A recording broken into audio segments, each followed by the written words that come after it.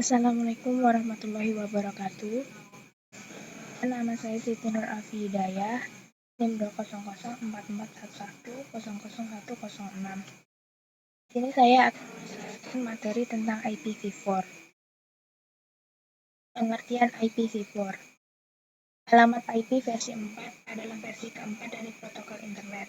Ini adalah salah satu protokol inti dari metode internet networking berbasis standar di internet dan jaringan paket switched lainnya. IPv4 adalah versi pertama yang digunakan untuk produksi di ARPANET pada tahun 1983. Internet Protokol versi 4 atau IPv4 adalah pengalamatan IP berukuran 32 bit yang dibagi menjadi 4 oktet. Selanjutnya, pengertian kelas IPv4. Kelas A. Alamat-alamat kelas A diberikan untuk jaringan skala besar. Nomor urut bit tertinggi di dalam alamat IP kelas A selalu diset dengan nilai 0. 7 bit berikutnya untuk melengkapi oktet pertama akan membuat sebuah network identifier. 24 bit sisanya atau 3 oktet terakhir merepresentasikan host identifier. Kelas B.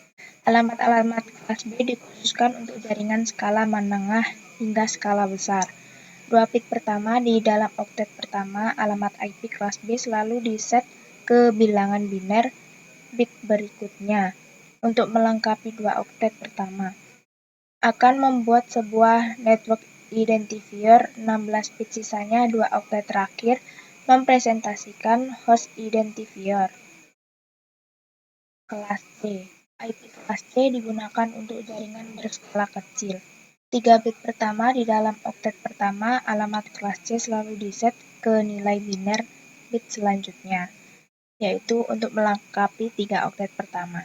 Kemudian akan membentuk sebuah network identifier. Kelas D.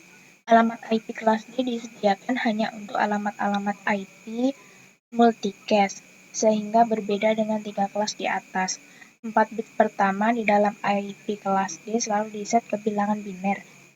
Bit sisanya digunakan sebagai alamat yang dapat digunakan untuk mengenali host. Kelas E. Alamat IP kelas E disediakan sebagai alamat yang bersifat eksperimental atau percobaan dan dicadangkan untuk digunakan pada masa depan. Selanjutnya, jenis-jenis alamat IP address. Yang pertama yaitu unicast. Setiap antarmuka jaringan yang menggunakan protokol TCP/IP harus diidentifikasikan dengan menggunakan sebuah alamat logis yang unik, yang disebut dengan alamat unicast. Yang kedua yaitu broadcast. Digunakan untuk menyampaikan paket data secara satu untuk semua.